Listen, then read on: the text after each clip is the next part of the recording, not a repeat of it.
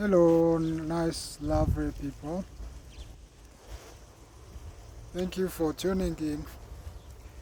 This is another opportunity to talk about or share our thoughts about the real people that exist among us. So, what do we mean when we talk about the real people? So, you have had a chance to meet or interact with people who stick to their word, who do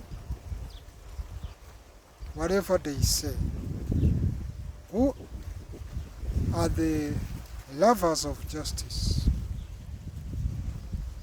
So, it's rare to find the real person, the real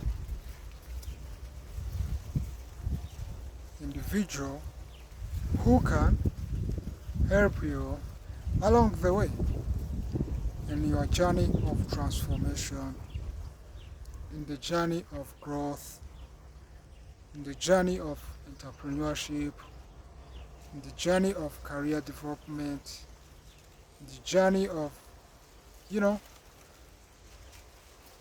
losing weight, or also in the journey of financial freedom. So, people tend to do the easy way. You will find people who love shortcuts, who like shortcuts more than anything. They will pay, they will attend, they will show up, as long as it's not going to be a long term project or idea or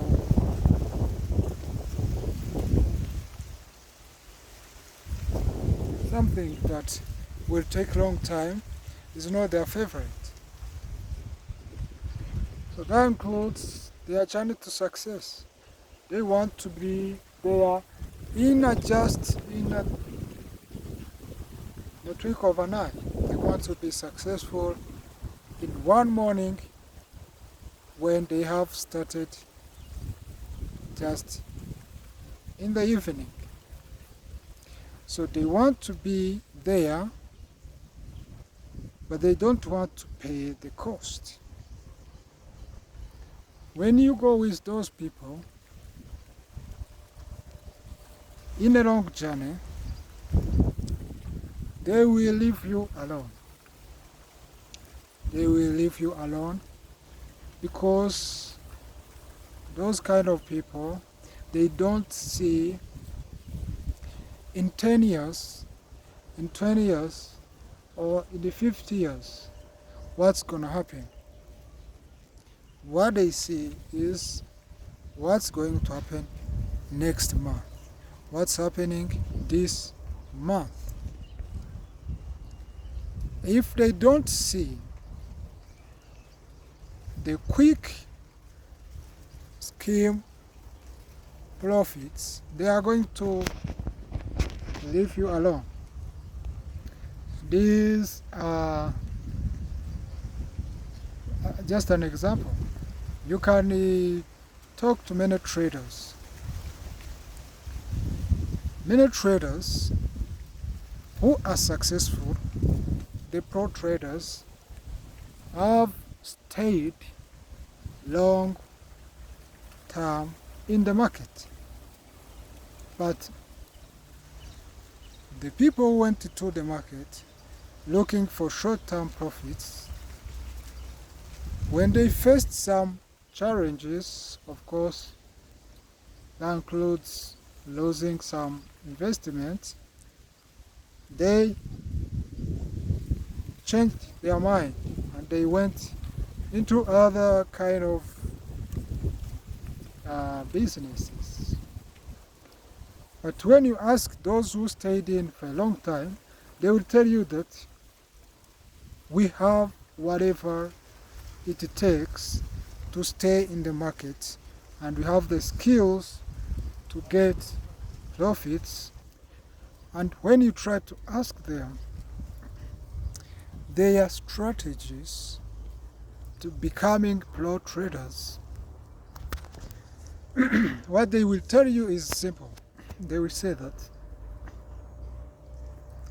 we are pro traders just because we have stayed long in the market and we know well the game.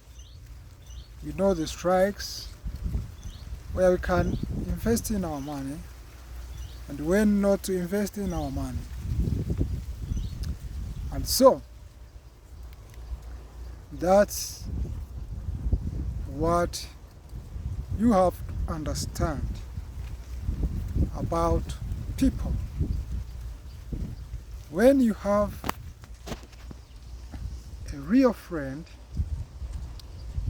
that friend will not leave you in the fire outbreak, in the most critical time, in the most challenging period, in the most difficult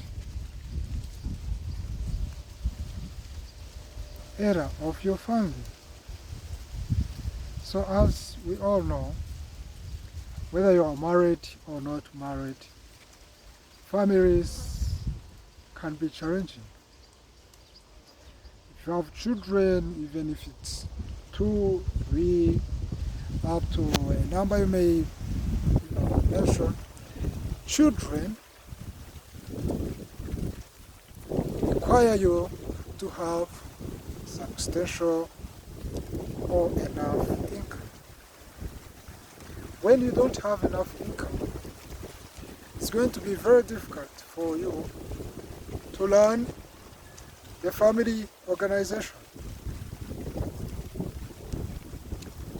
Your family is supposed to have enough to the extent that it can also support other families. But the reality is different. You find that people have families and have jobs which do not match with the required income to run the family. Just like a business, just like any organization, family is also a small organization which has just related people, but that organization, that small organization, will touch every kind of department of life, which of course includes education, finance, investments, savings, and so many more. So, when you are a parent, the only time you will understand the real people, the real friends, is during those times of your downfall.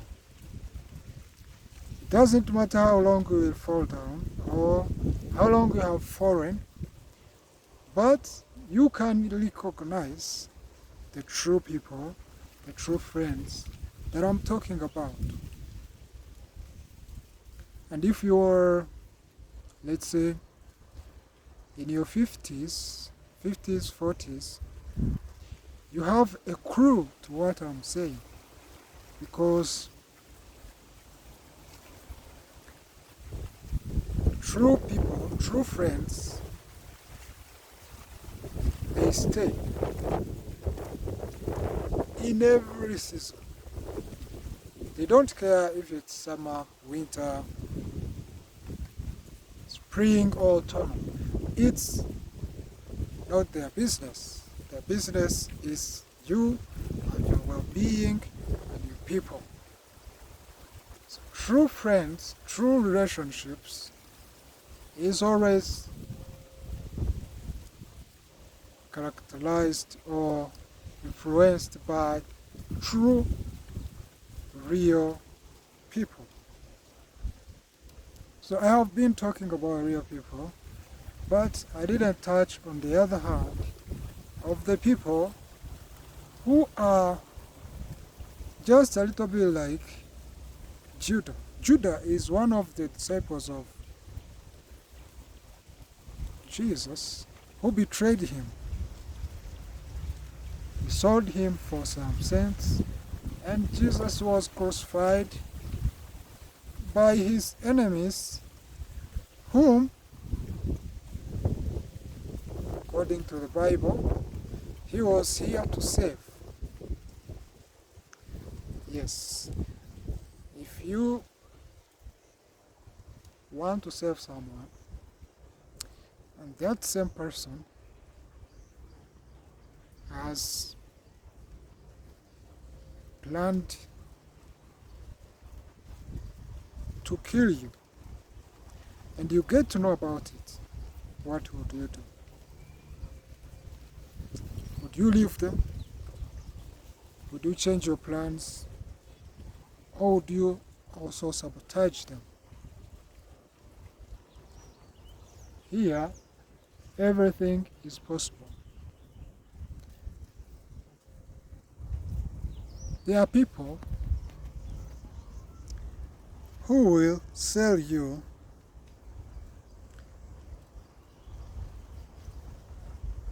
their kindness, their smiles, their good hearts. They will manipulate you, show you that they are with you no matter what. Put in even some money. Try their best to win your heart. And when they know that they have got you, they will start using you for their own benefits and forget you. And when you face any challenge, any obstacle, any issue that would limit their profits, they will get rid of you. They will eventually block you and terminate you from whatever the business that they are doing. Even if you are sharing a business, they will take their shares and they will stay. They will leave you with your own. Why? Because those kind of people, they don't care about you. They don't even give a damn. They are there to get whatever they want from you. If they get what they want from you, you are a trash in front of them. You mean nothing. You are like a used gloves. You know gloves? Yes, when they use gloves, of course, they finish to use gloves and put them somewhere. And whatever the gloves have done, they don't get respect for whatever that is accomplished. They're just taken away. So, it's very difficult to differentiate the two.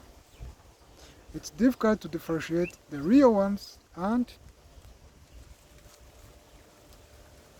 you know,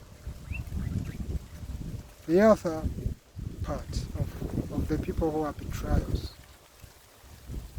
But it doesn't take long for you to know who the real ones are. When we come to this world, of course everyone is born a baby crying, and they grow up first 5 months, 1 year. Then the instincts starts to strike. That's when you start to know, I want to be something. When you are in the age of 10 and you play with other children or even your toys, there is something inside you that starts to drive who you are. From just 10 years, you start to know what you want for you to become, or to live a free life, what you call a free life. You start to grasp what to be poor means and what to be rich means. You start to look around, to see your neighbors, to see the family you are born in, to look around the schools and stuff like that. And when you become mature, the only thing you want is for you to be ahead of others, to be on top, to lead, to have influence, to have a lot of income, to make, to construct and build a village or have an industry or become a very important person in any business that you are working in, to have a name which is known and impactful, which is good. Anywhere you will go, let it be any African country, any state of America, any continent, anywhere, everyone wakes up trying to beat the odds, trying to make ends meet, trying to connect the dots, trying to improve and become better and win more. That's it. And of course, you cannot forget that you are growing up also. You are growing with the zeal, with the instincts, with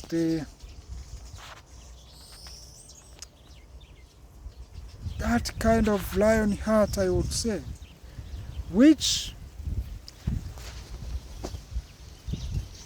continue to increase as you grow up, because that's when you get to understand how things are done, how systems are being run, how departments are being organized, which place, which loopholes, where, how, and when, and all sorts of things. That keeps running in your mind on a daily basis. You don't have any escape of that. That is what we call psychological disability of no escape of your thoughts. You don't have anything that you can do to escape that pressure, that I want to do this, I want to get this. there is no excuse whatsoever. I want to become that. I want to get there. I want to reach there. I want to have that. I want keeps growing to the extent that you forget this, I would say, you start to forget. First, you forget your family. Second, you forget yourself. Third, you will also forget oh, those who you consider to be your people, your friends, your relatives, your long-term classmates and stuff like that, which I cannot blame you for, because we call it busy. You are busy. Everyone can be busy. They don't have time. They don't have, it's the reality of life. And this keeps going, keeps running into you, keeps developing,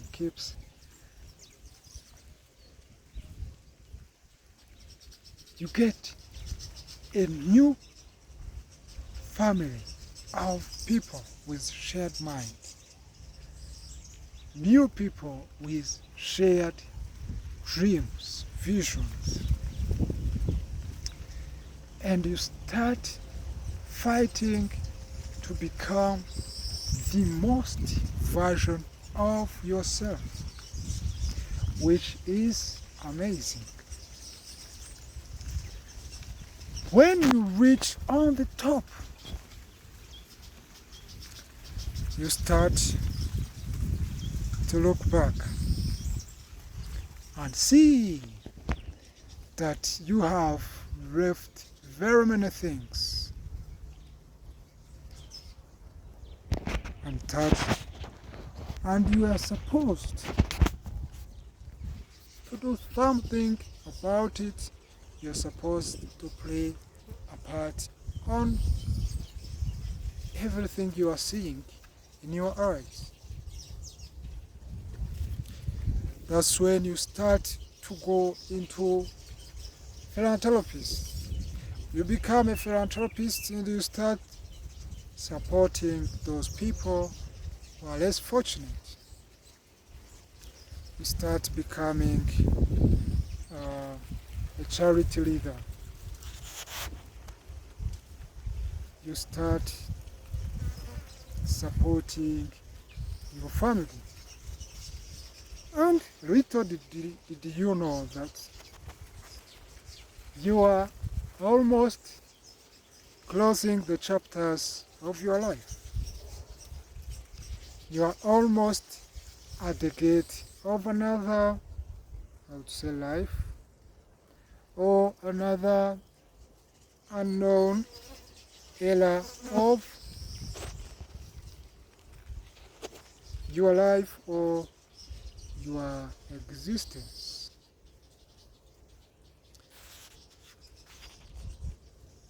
Which is very, very, very, very insane. There is one rich guy,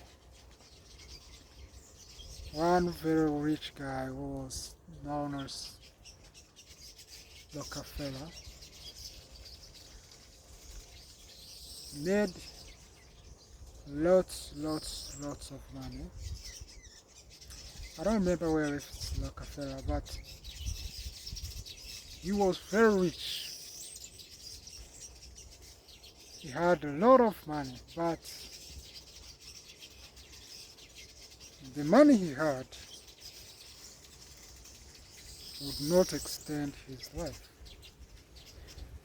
because he worked so hard. He forgot everyone but his goals, his dreams, his visions were the most important thing that ever existed.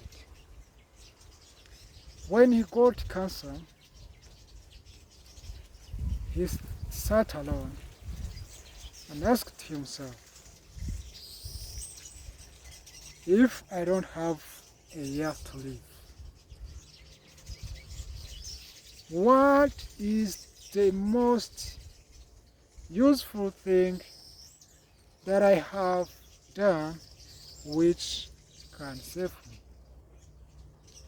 When he said that, he looked all around in the best hospitals, the best doctors of his time, couldn't find anyone who would save him. What he did,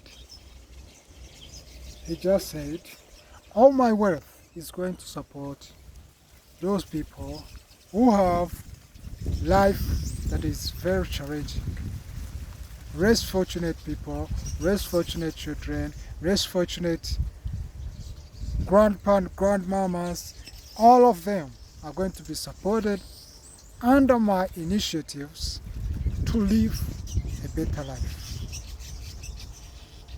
Whenever he influenced or whenever he made something good for an individual, his life changed from worse to good. His life conditions kept changing as he changed more lives, as he transformed more lives. He lived another 40 plus years, and he was in his 40s. He lived another 40 plus years just because he was transforming lives, and those lives transformed led to his transformation as well. So, every time, every day, you have to read your work, review whatever that you're doing. See if there is a percentage of giving back, if there is a percentage of saving for your future, and if there is a percentage for your better life, for your well-being, for your people's well-being, for your family's well-being, for the close people's well-being. That is the best investment. And real people still exist everywhere. They are not in, let's say, America. They are also in Africa. They are also in Asia. They are also in Europe. They are also in those left low developing countries. Real people are everywhere. But the difficult part is to find them, to know them, to associate with them, to be with them. That's the most challenging thing. Because most people, a large number of people, they are in it to get what they want and leave it. That's it. You won't see them back. As long as they have found whatever they were looking for, they will leave whatever it is. Yes. So, without further ado, I want to encourage everybody to become real people. To be a real person doesn't cost you much compared to what it could cost you when you are faking to be a real person. So